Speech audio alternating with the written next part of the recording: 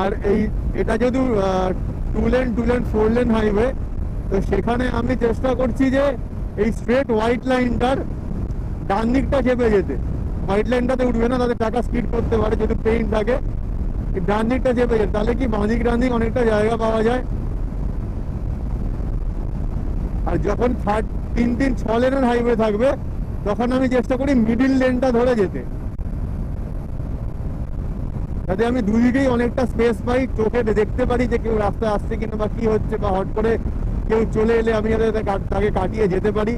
তো এই ব্যাপারগুলোর জন্য আমি এটা মেনটেন করার চেষ্টা করি, এবং তোমাদেরকেও সাজেস্ট করবো। আমি বড় রাইডারদের থেকেও সেটাই শুনেছি, আমি ছোট রাইডার হয়ে তোমাদেরকে এটাই সাজেস্ট করবো যে তোমরাও যারা প্রথমবার হাইওয়েতে রাইড করছো, এই জিনিসটা একটু ফলো করো।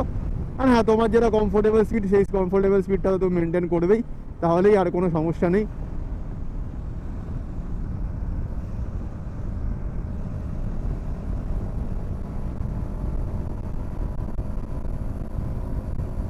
দেখো, যেমন হুট করে চলে এলো রং সাইড দিয়ে। এই এলাকার লোকজন আমি মানে কালকে থেকেই ফলো করছি, এটা হাইওয়ের মাঝখানে কিন্তু রং সাইড দিয়ে অনেক লোকজনই আসছে, তো এইটা একটু দেখে নিতে হয়।